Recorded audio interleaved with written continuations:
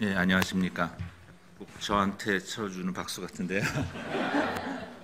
그 먼저 양해를 구해드릴 거는 이제 두 가지인데요. 한 가지는 이렇게 즐거운 영상을 보시고 나서 저는 주로 뉴스를 통해서 지난 1년 돌아봤는데 좋은 소식보다는 안 좋은 소식이 훨씬 많은 것 같습니다. 그래서 뉴스라는 게 본래 그런 면이 있고 그래서 안 보시는 분들이 있는데 본래 제가 하는 일이 마음 편하게 해드려야 되는데 그러지 못해서 죄송합니다. 그리고 두 번째는 좀 시간에 관한 건데요. 정경일 원장께서 7, 8분 내 하라고 두 번이나 강조하셨습니다. 근데 제가 대답을 안 했습니다. 그냥 하는 데까지 빨리 해보겠습니다. 편하게 하려고 화면으로 준비했습니다. 좀 보시겠습니다.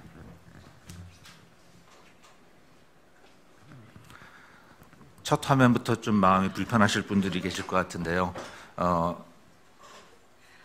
금년 1월 1일을 이렇게 뉴스가 이렇게 시작하고 있습니다. 그래서 갑자기 전임 대통령께서 기자간담회를 하셔서 본인이 무고함을 강조하고 그랬던 일이 있었습니다. 그 다음이요. 예. 그런데 그 다음 날 정유라 양이 체포됐었던 일이 있고요. 그 다음이요. 그리고 그 첫 주말이 아마 1월 5일이었던 것 같은데요. 여전히 그 전해에 이어서 촛불 시위는 계속됐고요. 다음이요. 그래서 이때 슬로건이 이제 박근혜가 내려오고 세월호가 올라오라 이런 내용이었던 겁니다. 천일 추모 촛불이 있었던 것 같고요. 다음이요. 계속 올려주세요. 그래서 그 다음에 수사가 계속 진행이 됐고 잘 안 보이는데 여러 사람들이 구속되고 삼성 부회장도 구속됐고 수사가 이렇게 진척이 됐고요. 그 다음에요. 그래서 이게 며칠이었죠? 3월 10일인가요? 예, 다음이요. 결국은 박근혜 대통령이 파면되는 일이 생겼습니다. 다음이요. 그래서 그 일을 통해서 촛불 시위의 어떤 마무리가 좀 된 것 같기는 합니다. 다음이요. 그래서 이 촛불 시위라는 게 처음에는 꼭 사람들이 이렇게 광장에 나가야 되나 이런 여러 가지 뭐 의구심도 있었고 그렇겠지만은 결과적으로는 우리 역사에 굉장히 중요한 민주주의 어떤 한 획을 긋는 사건이었던 것 같습니다. 그래서 이런 기록이 있었고요. 다음이요. 외국에서 보는 시각도 상당히 긍정적으로 갔습니다. 보면은 민주주의는 어떻게 해야 하는지를 전 세계에 보여줬다. 뭐 이런 평가가 있었고요. 그래서 작년부터 이어진 금년까지 이어진 촛불 시위라는 게 특히 이제 마무리되면서 우리 역사의 아주 중요한 사건인 것 같습니다. 다음이요. 그리고 마침 이렇게 촛불 시위가 진행이 되고 탄핵이 진행되면서 묘하게도 세월호가 다시 올라왔죠. 계속 언제 뭐 3년이나 됐지 않습니까? 근데 그래서 그 참 시기가 묘하게 이렇게 올라온 것 같습니다. 다음이요. 그래서 보면은 계속 올려주세요. 그래서 그 점점 진행이 되고 보이고 떠오르고 그래서 인양이 사실상 성공했다라고 하고 3월 30일에는 이제 마지막 항해를 해서 목포 신항까지 도달을 했습니다. 본인이 뭐 자력으로 항해를 한 건 아니지만요. 그래서 4월 아마 9일일 겁니다. 이때 이렇게 보시는 바와 같이 무트로 올라왔는데요. 다음이요. 근데 마침 또 올려주세요.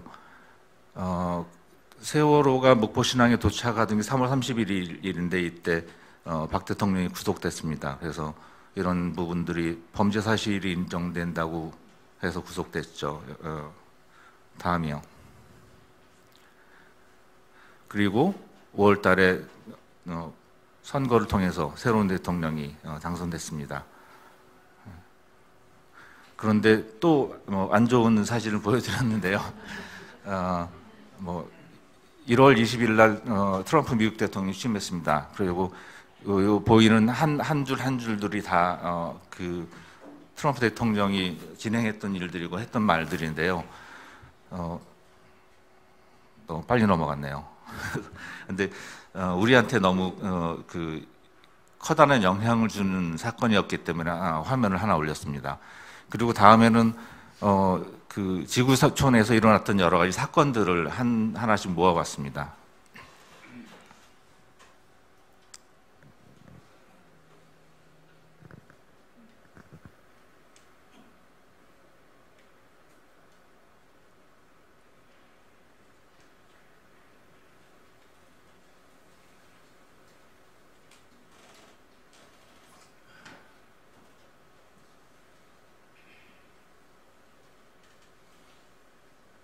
다음 페이지도 보여주시죠.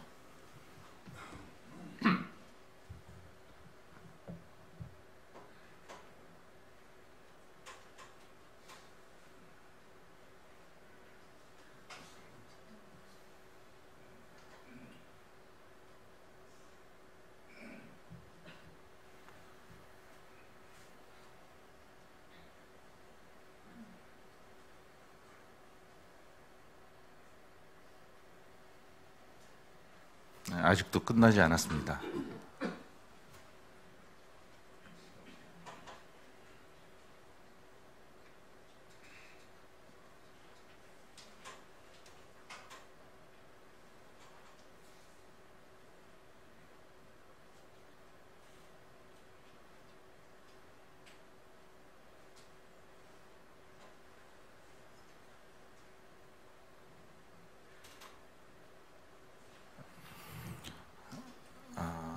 예. 그리고 다음에는 좀 따로 한번 화면을 잡아봤는데요. 로힝야 사태입니다. 이 로힝야 사태가 주는 의미가 참 큰 것 같습니다. 이 사진은 뭐 보신 분들이 많이 있겠지만은 이게 뭐 16개월 된 아이라고 합니다. 이제 배를 타고 피난을 가다가 배가 전복이 되는 바람에 물에 빠져 죽었고, 아버지는 살아났는데 아이는 이렇게 사체로 발견된 이런 모습이 이전에 시리아 난민의 이제 크루디랑 비슷한 로힝야 크루디다 이렇게 해서 많은 사람들한테 좀 슬픔을 안겨준 사진입니다. 그래서 최근까지 알려진 거는 정확한 수치는 아니겠지만은 한 10,000명 정도가 사망을 했다 합니다. 근데 사건은 그 전부터 여러 가지가 있었지만 작년 8월부터 미얀마 군부가 반군 토벌을 명분으로 이렇게 공격을 하기 시작해서 로힝야족들이 이제 피난 가고 그러기 시작했는데 10,000명 정도가 아마 사망을 했고, 그 중에 한 1,000명 정도가 5세 미만의 아이였다고 합니다. 그리고 방글라데시로 피난 가 있는 사람은 65만 명이 넘는다고 합니다. 다음 슬라이드요. 그래서 이런 사진들이 있는데 이게 전형적으로 지금 현재 이 문제에 대해서 강대국들이 모른 척하고 있고, 근데 다 자기 국가의 이해관계가 얽혀 있기 때문에 적극적으로 나서지 않고, 우리가 다 알다시피 뭐 수치여사도 좀 모른 척하고 있고, 근데 뭐 그 전에 영국 식민지 역사부터 여러 가지 복잡한 문제가, 국제관계 문제가 얽혀 있는 거고, 그 와중에 이렇게 어렵고 가난한 사람들이 가장 큰 고통을 당하고 있고, 그 문제가 해결되지 않는 그런 전형적인 사례인 것 같습니다. 다음이요. 그래서 이제 한반도에서 어떤 일이 있었는지를 보겠습니다. 우리가 뭐 처음부터 이제 살충제 달걀 때문에 이제 아주 시끄러웠고요. 계속 올려주시죠.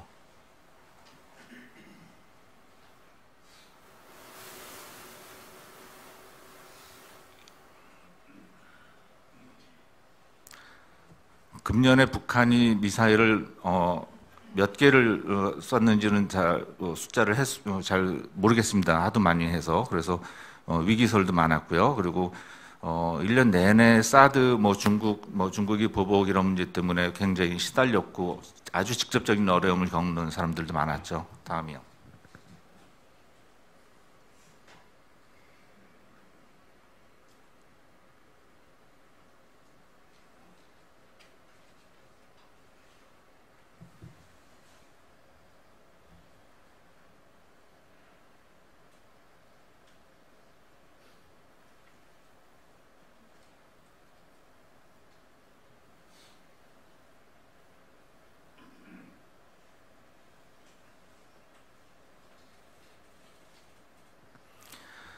여러 가지 사건들이 많습니다. 그래서 이거를 다시 보면서 우리가 이렇게 위험한 세상에 살고 있구나, 이런 생각을 새삼 했습니다. 그런데 가장 최근에는 제천에 화재가 나서 사망자가 많이 있었는데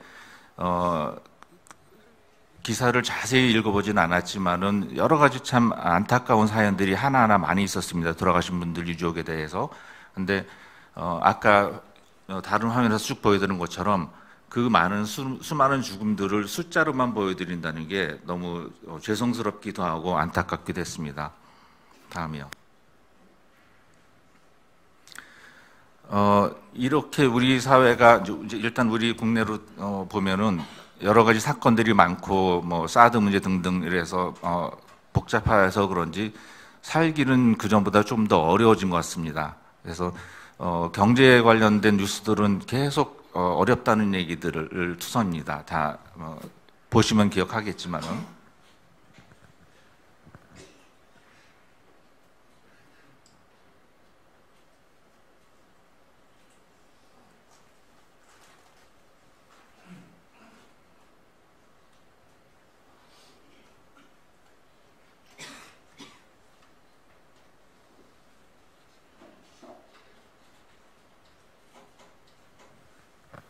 네, 다음 보여주시죠. 청년들은 더 어렵죠. 기존 세대들보다. 결혼 안 하고 아이 안 낳고 이런 것들은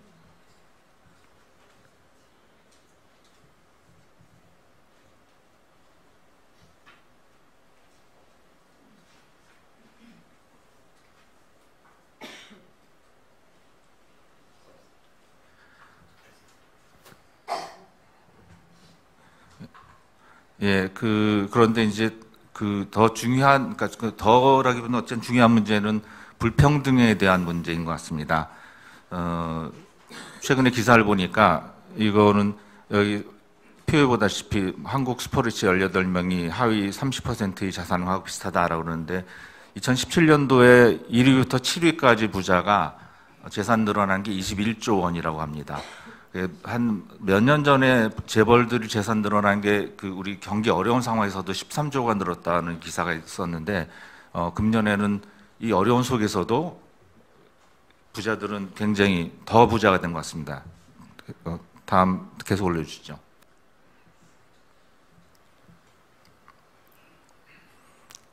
이런 불평등은 우리만의 문제는 아니고 전 세계적인 문제인 것 같습니다.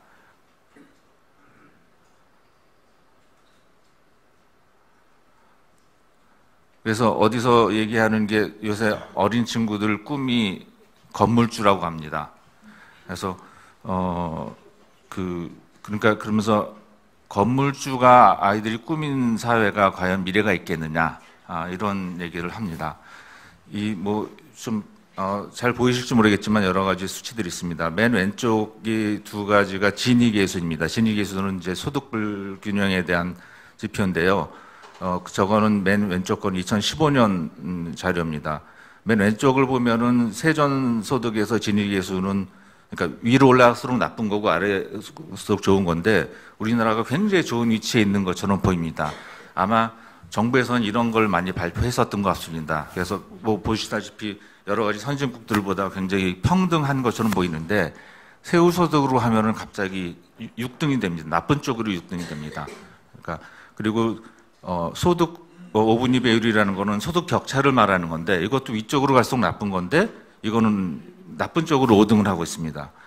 그 다음에 상대적 빈곤율도 세전소득에서는 상당히 좋은 쪽에 있는데 세후소득에서는 1등을 하고 있습니다. 상대적 빈곤율이 가장 나쁘다는 얘기입니다. 그리고 이런 이유들은 왜 그러냐? 여기 본 것처럼 정부 정책의 소득 재분배 효과가 너무 떨어지기 때문에 형편없이 떨어지기 때문에 이런 거다라고 얘기했습니다. 그래서 여기는 보여드리진 않았지만은 이제 PKT 지수라는 게 있는데 그것도 이제 경제적 불평등에 대한 것들을 지표화해서 한번 나타내 보여주는 건데 그거는 이제 소득 자본 대 소득 비율을 가지고 하는 겁니다. 그래서 그 수치가 높을수록 사실은 이제 안 좋은 건데 우리나라는 그 사람이 쓴 책, 피케티라는 사람이 쓴 책에서 우리나라는 지표가 나와 있지 않은데 같은 식으로 적용해서 보니까 선진국이 2배 정도 수치가 나온다고 합니다. 그러니까 그게 어떤 의미냐면은 일에서 버는 소득보다는 자본소득이 훨씬 더 높아지는 이런 형태입니다. 말하자면은 베이비붐 세대가 이제 젊은 사람한테 밀려서 퇴직을 해서 퇴직금 가지고 이제 편의점을 했는데 열심히 24시간 부부가 일해서 벌었는데 건물주한테 임대를 많이 주고 프랜차이즈에 수수료 다 하고 나니까 남는 게 없고 그렇게 계속 일해봐야 재산이 쌓이지 않고 근데 그 자세는 자산을 가진 사람, 건물을 가진 사람이 더 소득이 많아지는 이런 형태가 된다고 합니다. 근데 우리가 전 세계적으로는 그 피키디 지수가 가장 나쁜 형태라고 합니다. 그러니까 그렇기 때문에 그런 것들이 모여가지고 결국 이런 불평등이 더 심화되는 이런 형태인 것 같고, 그런 불평등 지수는 아까 얘기했던 지니 지수 같은 것들은 2016년도에 더 나빠졌습니다. 더 악화됐습니다. 2017년도에는 아직 자료가 안 나왔으니까 모르겠는데 더 좋지는 않을 것 같습니다. 이렇게 살기 어렵다 보니까 이런 일들이 많이 벌어지는 것 같습니다. 보겠습니다. 근데 영국도 마찬가지인 것 같습니다. 보복 운전은 우리나라 비슷한 것 같고요.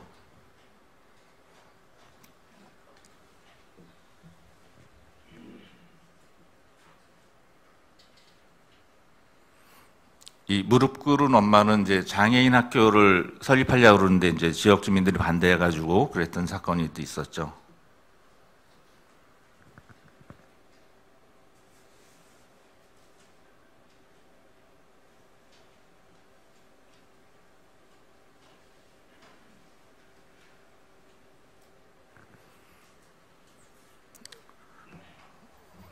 이런 경우가 참 많은데요.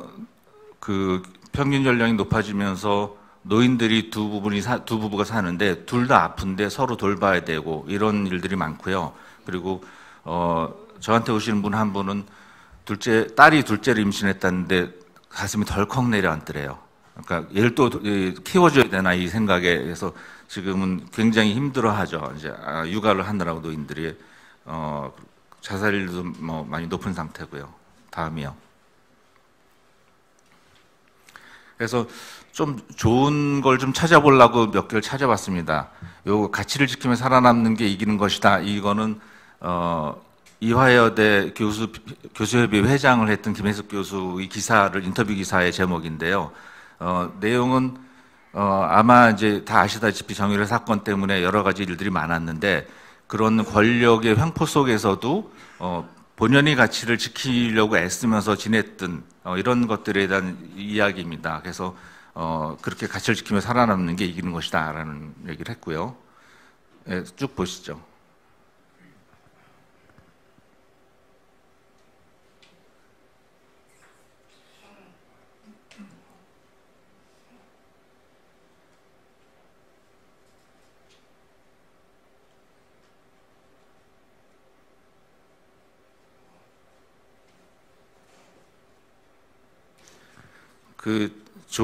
좋은 얘기는 얼마 안 돼서 죄송합니다. 이 마지막 슬라이드입니다. 찾다 보니까 이런 기사가 있었습니다. 이거는 주저앉은 거는 작년 일인데요. 그런데 이제 금년에 다시 공사를 재개한다는 뉴스가 나왔었습니다. 전라남도 영광 쪽에 있는 다리인데 다리를 새로 건설하는데 어떤 부실 시공 때문에 다리가 무너진 상태의 사진입니다. 이 사진을 보면서 아까 쭉 앞에서 보여드렸던 여러 가지 안 좋은 소식들이나 사건들을 보면은 우리 사회가 이렇게 무너지는 거 아닌가 이런 느낌도 들었고요. 근데 그래서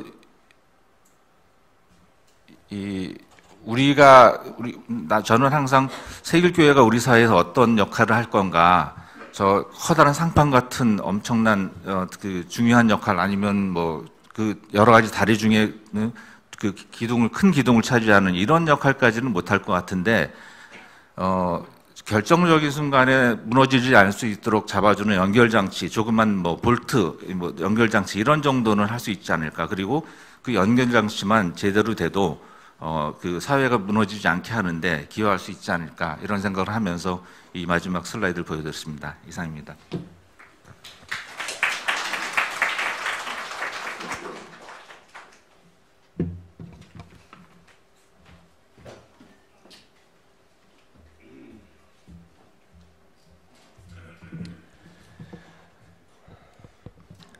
오늘은 송년주일입니다. 공교롭게도 2017년 올 한 해는 1월 1일을 주일로 시작하여 12월 31일을 주일로 마무리합니다. 한 해의 시작과 끝을 주일 예배로, 무엇보다 믿음과 신앙을 나누는 공동체 안에서 교회 식구들과 얼굴을 마주하며 보낸다는 것이 더없이 감사합니다. 유난히 세계적으로나 사회적으로 또 교회적으로 다사다난했던 2017년 한 해 동안 열심히 살아내 주셔서 감사하고 너무나 수고 많으셨습니다. 이영규 선생님께서 앞서 살펴주신 사건 사고의 기사들을 돌아보니 더욱 그렇습니다. 스스로에게도 토닥여 주시고 옆에 앉아 계신 교우님들과도 그 감사함을 나누는 저희가 되었으면 좋겠습니다. 그러나 문득 2017년 한 해를 돌아보면 감사할 수만은 없는 것도 사실입니다. 사회의 현실도 그렇지만 한국교회의 현실을 보면 또한 더욱 그렇습니다. 특히 올해는 세계교회와 한국교회 모두 개신교 전통에 서 있는 그리스도인들은 종교개혁 500주년을 맞아 그 의미를 새삼스럽게 되짚어보고자 노력했습니다. 한 해를 돌아보며 종교개혁 500주년을 맞이했던 2017년 한국교회의 현실은 500년 전 종교개혁이 담아냈던 그 정신과 사상을 그리고 그 운동을 얼마나 의미 있게 되짚어보고 구현했을까요? 아마도 그 평가는 조금 더 긴 시간이 필요하겠지만 그리 밝아 보이지만은 않습니다. 그 일례로 어느 기독 언론사에서 정리한 2017년 교계 이슈들만 돌아보더라도 어렵지 않게 짐작해 볼 수 있겠습니다. 시기적 순서와 상관없이 이슈대로 소개하자면 다음과 같습니다. 첫 번째, 명성교회 불법 세습입니다.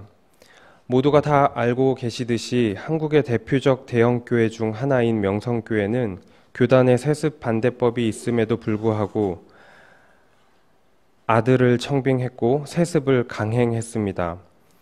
어쩌면 명성교회는 재수가 조금 없다고 생각하고 있을지도 모르겠습니다.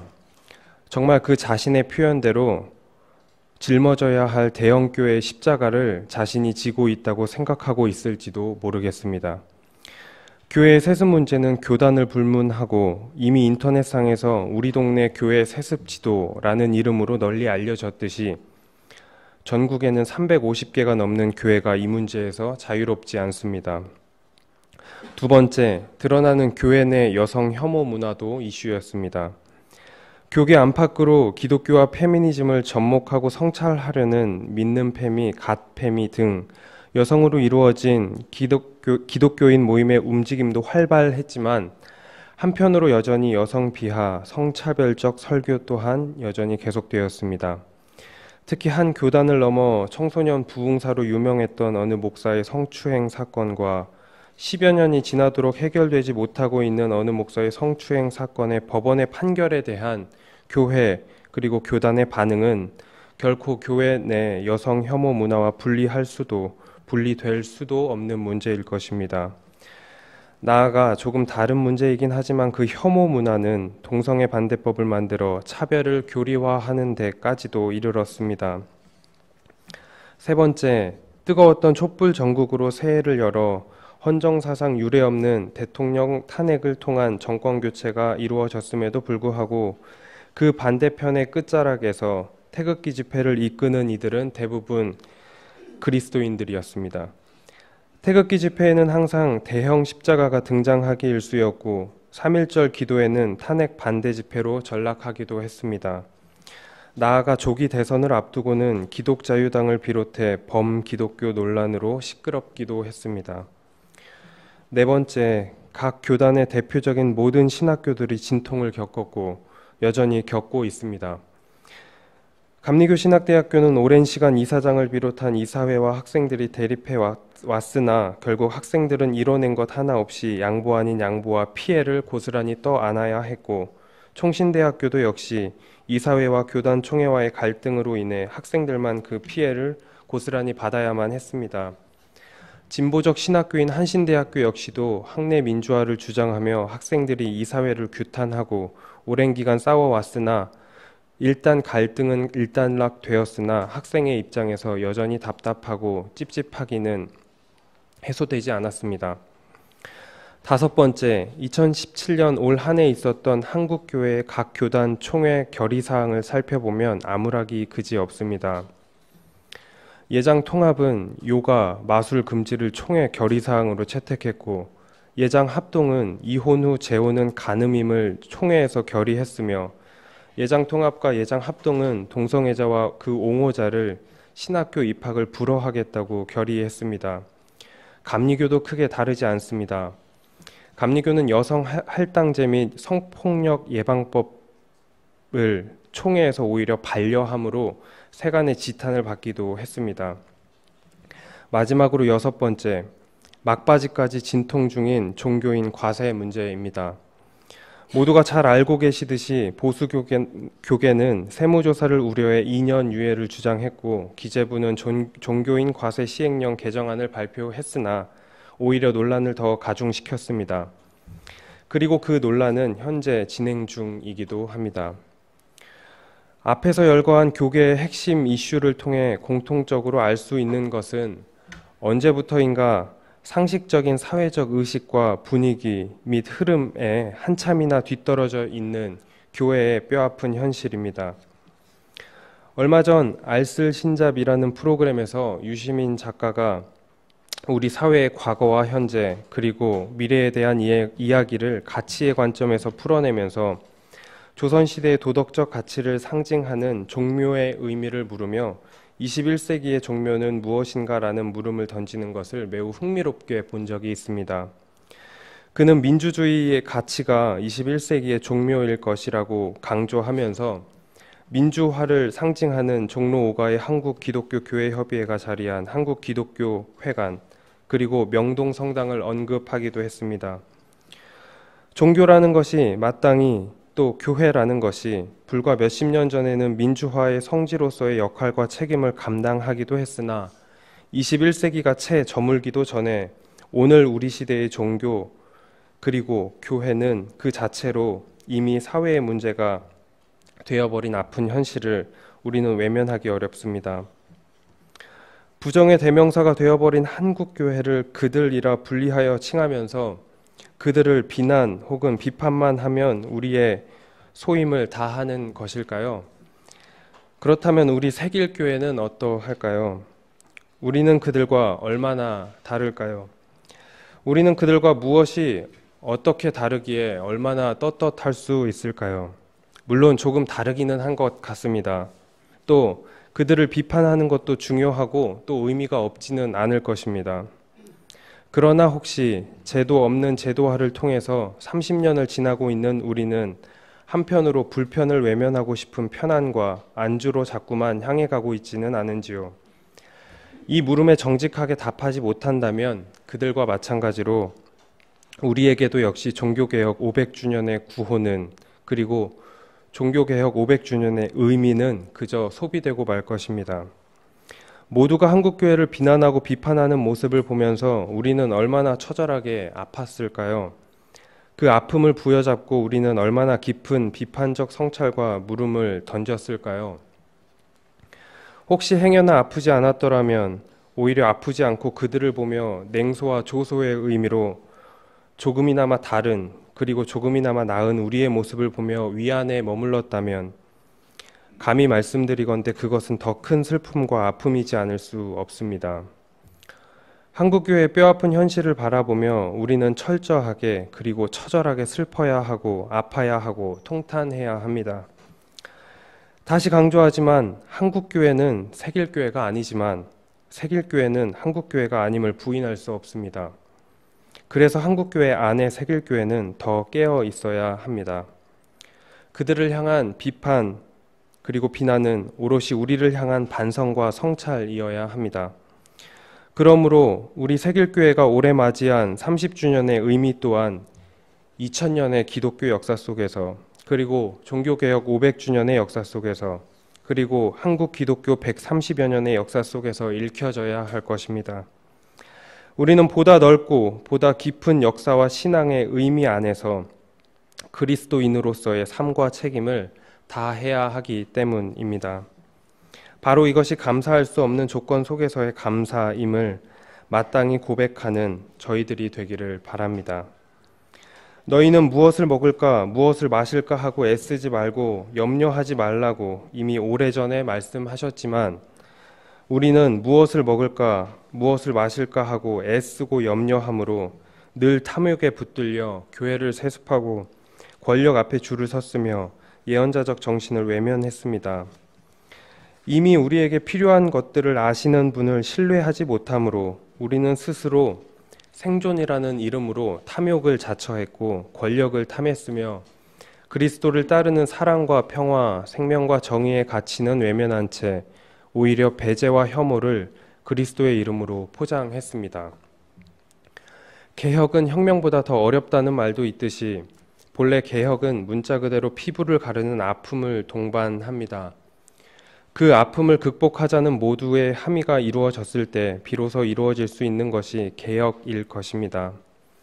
한국교회 안의 세길교회의 의미를 되돌아보며 우리가 분명 세길의 이름으로 굳이 교회로 모여 공동체를 이룬 그 의미를, 그리고 한국교회 안에 세길교회의 의미를 서로 그리고 함께 나누었으면 좋겠습니다. 나아가 다가오는 새해에는 두려움 없이 예수 따르미의 길을 오롯이 걸어가는 저희가 되었으면 좋겠습니다. 다만 이 두려움 가득한 여정에 곁에 계신 분들과 믿음과 사랑을 나누는 공동체 안에서 수고했다, 고맙다, 힘내자, 서로 또 함께 다독이며 나아가는 저희들이 되기를 바랍니다. 경청해 주셔서 고맙습니다.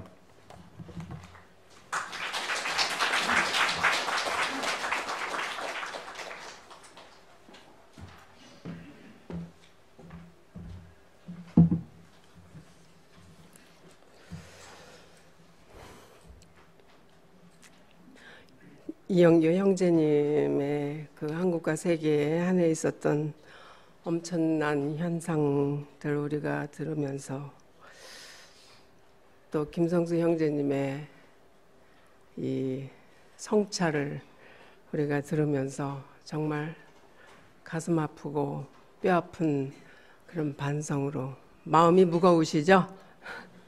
네, 그래서 제가 우리 한 해 우리 세길교회를 바라보면서 두 분의 말씀을 들으니까 너무 우리 교회가 조그맣고 너무 하찮은 것 같이 느껴지기는 합니다만, 그리고 이미 또 신상화 형제님이 기도 속에서 우리의 이제 지난 한 해를 잘 요약해서 기도에 담아주셔서 제 말씀은 생략을 해도 되겠습니다. 그런데 그래도 이제 써왔으니까 제가 이제 읽겠습니다. 세길교회 역시 그 세길교회 역사에 큰 획을 긋는 2017년이었다고 생각합니다. 종교개혁 500주년이라는 의미 깊은 때에 우리는 창립 30주년을 맞았죠. 거기에 더해 22년 동안 예배 처소였던 강남 청소년 수련관을 떠나 강북의 오산고등학교로 왔습니다. 올해 한 해 동안 외부에서 오신 손님들은 남강 이승훈 선생님이 세우신 오산학교에 오기로 결정한 것은 참 잘했다라고 우리를 지켜 세웠습니다. 여러분은 어떻습니까? 한 해를 지내면서 어느 정도 적응이 되셨나요? 저는 우리가 향후 어떤 예배처소로 옮겨갈지는 모르겠으나 여기만한 경치는 없을 것 같습니다.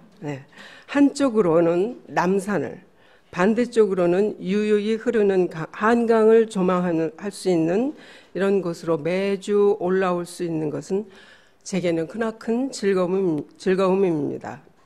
저는 이곳에서 예배드리는 끝날까지 이 교정을 즐기고 싶습니다. 그리고 기억의 한켠에 아름답게 간직하고 싶습니다. 우리가 이곳으로 옮겨오면서 바뀐 것이 몇 가지 있는데 여러분도 아마 좀 생각해 보실 수 있을 것입니다. 첫째는 헌금 방식입니다.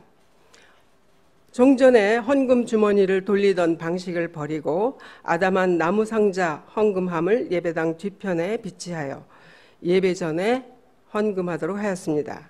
그런데 다행히도 헌금이 줄어들 것이라는 그런 염려는 사라졌습니다. 둘째, 밥상 공동체 방식에서 우리는 더 이상 취사를 할 수 없게 되었습니다. 게다가 1월과 2월에는 소울 땅 밖의 좁은 복도 공간에서 식사하셔야 했음에도 모두들 즐겁게 협조해 주셨습니다. 3월 이후에는 현재의 학생 식당을 널찍하게 쓰면서 식사와 담소를 즐기게 되었습니다. 그런데 설거지도 할 수 없어서 우리는 밥그릇을 가지고 다니게 되었죠. 이것도 잘 정착되어 가고 있습니다. 셋째로는 성가대가 강남 청소년 수련관에서는 무대 위에 계셨지만 이제는 앞자리를 꽉 채워주고 계십니다. 성가대원 모집을 하고 나서 부쩍 늘어서 앞좌석을 점점 더 많이 점령해 가고 계십니다. 강남에서 강북으로 강남 청소년 수련관에서 오산학교로 이사할 때를 돌이켜보면 지금도 가슴이 아득해집니다. 앞에 분들이 말씀하셨듯이 첫 예배는 공교롭게도 1월 1일이었으니 우리 모두는 합심하여 엄동설안을 느낄 겨를도 없이 새 예배 처소를 마련해야 했습니다. 그 전 12월 한 달 동안 추위와 싸우며 문화원 연구원들과 관리부, 세길살림 등 그리고 많은 교우들이 합심하여 방송실을 재정비하였고 대청소를 하였고 수학교실로 살림살이들을 옮겨왔습니다.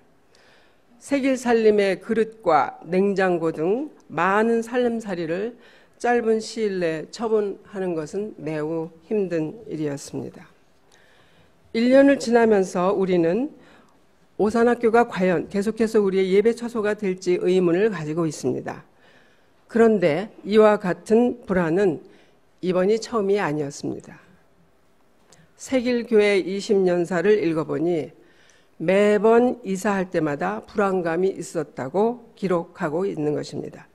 아마도 이 불안감은 아브라함에서 비롯되었을지도 모릅니다.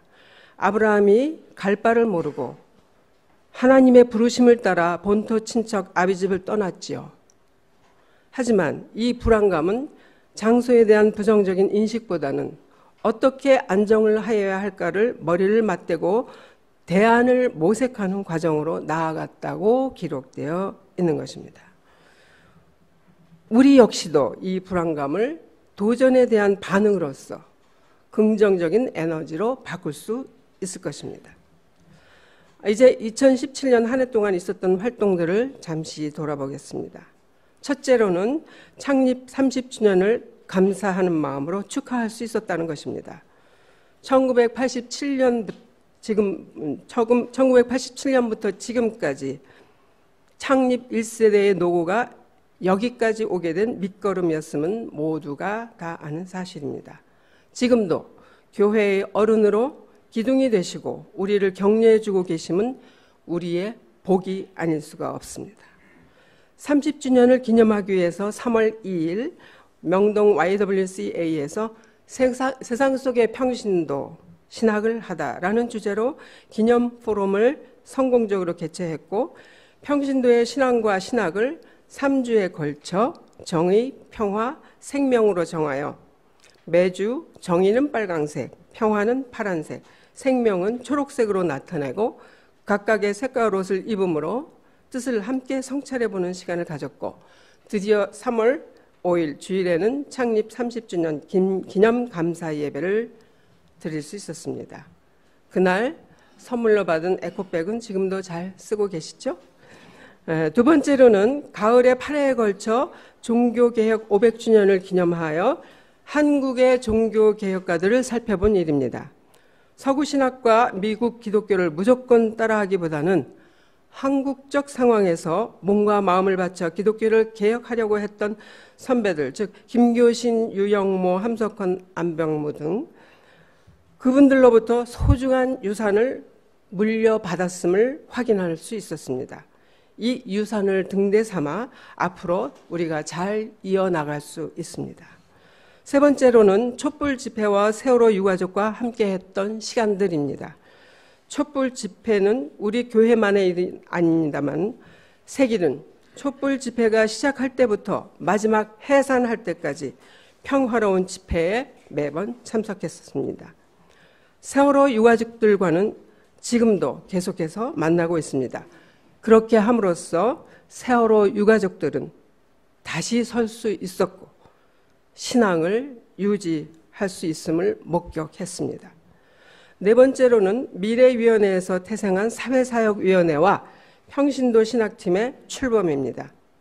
기존의 봉사부와 선교부의 체제에서 대사회적으로 새길 정신을 구현하기 위하여 사회사역위원회가 만들어졌고, 그 안에 동행팀, 손길팀, 숨길 씨앗 프로젝트, 곁 등 다양한 성격의 모임들이 1년 동안 정말 열심히 활동해 주었습니다.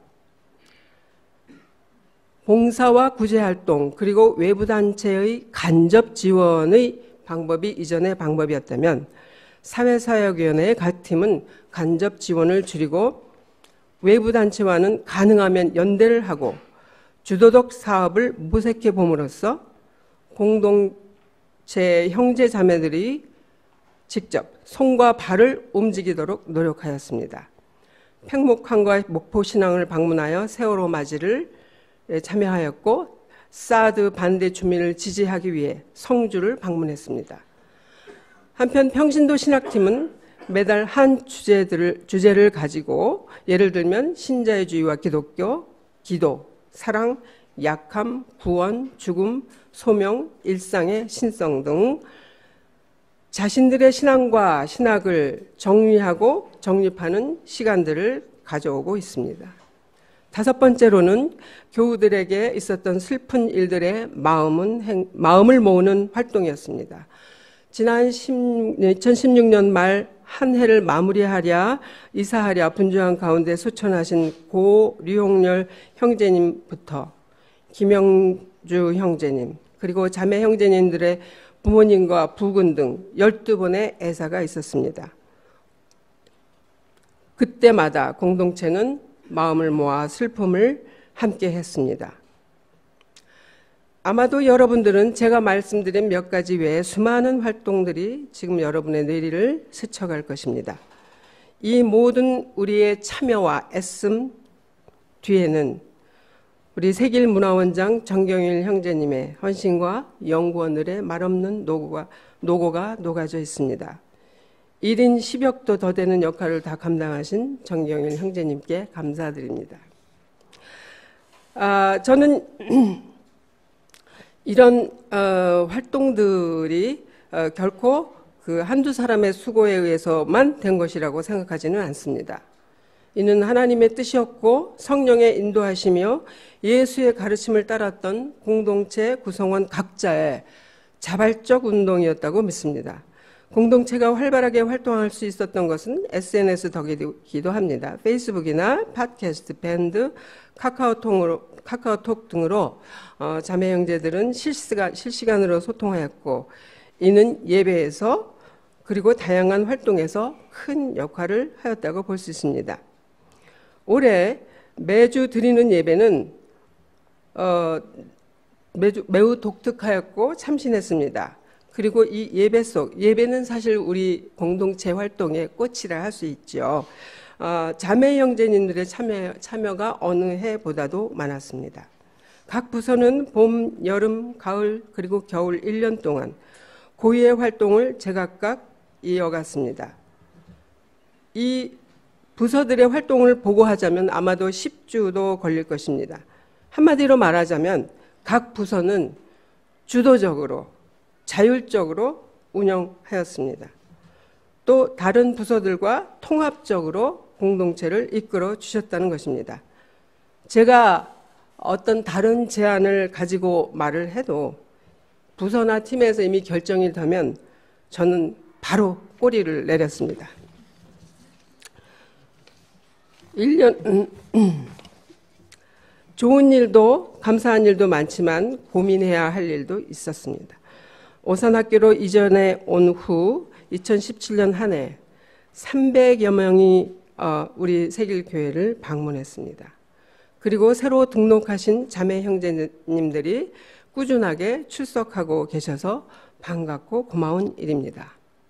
근데 어쩐 일인지 전체 예배 참석 인원은 지난해보다 그렇게 달라지지 않았습니다. 줄지 않은 것을 다행으로 여길 수도 있으나 이 부분에 대해서 깊게 고민해야 할 필요가 있다고 봅니다. 창립 31주년으로 나아가면서 우리는 패러다임을 변화시켜 가고 있습니다. 30년을 통과함으로써 우리는 평신도 공동체의 실현 가능성을 입증했고 이제는 평신도 공동체 운동을 확산해야 할 때가 왔다고 믿습니다. 기독교의 새로운 변화에 대한 목마름이 한국 사회에 있지 않습니까? 평신도와 전문 목회자의 이분법적 패러다임이 아니라 종교개혁의 정신대로 모든 자매가 사제요, 성직자요, 목회자요, 말씀의 생산자이며 동시에 소비자이고 수동적으로 받기만 하는 신앙이 아니라 능동적으로 베풀고 나누고 공유하는 주도자입니다. 양과 목자의 위계적 패러다임이 아닌 모두가 양이고 모두가 목자로서 서로 꼴을 먹이고 받아먹는 공동체이기 때문입니다. 제가 이렇게 입고 있는 이 옷이요, 1987년도에 산 옷입니다. 30년이 넘도록 색깔도 변하지 않고 해지지도 않고 모양도 틀어지지 않았습니다. 그런데 제가 이 옷을 못 버리는 가장 큰 이유는 이 스타일입니다. 하나밖에 없는 제 터틀넥 스웨터는 겨울만 되면 번듯하게 저를 만족시켜줍니다. 이런 옷 하나도 의미를 두는데 하물며 정체성의 핵심인 우리의 세길 창립 취지문은 어떻습니까? 1987년에 작성된 창립 취지문에 담긴 세길 정신은 오늘에도 우리에게 한국 사회에 한국 기독교에 울림을 줍니다. 이 세길 정신이라는 소프트웨어는 아직도 쓸만한 것입니다. 창립 취지문에 괴롭지만 즐겁게 새 길을 가겠다는 다짐처럼 우리가 가는 길은 즐거우면서도 괴로운 쉽지만은 않은 길입니다. 다만 혼자가 아니라 함께 가니 즐거운 것이겠죠. 가을 운동회 농구 시합 중에 있었던 김희수 형제님의 버저비터 장면을 보며 우리 모두 즐거워했죠. 헌법재판소장 권한대행으로서 끝까지 최선을 다하는 모습과 겹치면서 매우 감동적이었습니다. 그렇게 끝까지 최선을 다하는 것, 그것은 우리의 모습이기도 하다고 믿습니다. 이것이 바로 평신도 정신이라고 봅니다. 이제 종교개혁의 뜻을 평신도 교회가 주도적으로 펼쳐나가야 할 때가 되었으므로 여러분 본격적으로 세길 행전, 세길 평신도 행전을 써나가도록 합시다.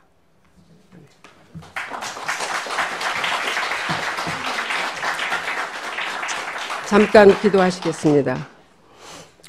여기까지 사랑으로 인도해 주신 하나님, 우리의 뜻이 아닌 당신의 뜻이 세기를 통해 이루어졌음을 믿습니다.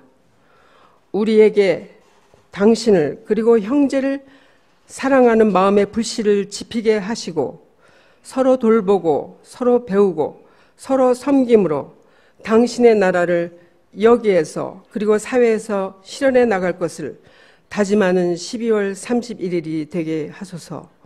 그리고 당신께서 주실 새로운 한 해를 감사함으로 소망하게 하소서. 세상 끝날까지 함께 하시겠다고 약속하신 예수님의 이름으로 기도드립니다. 아멘.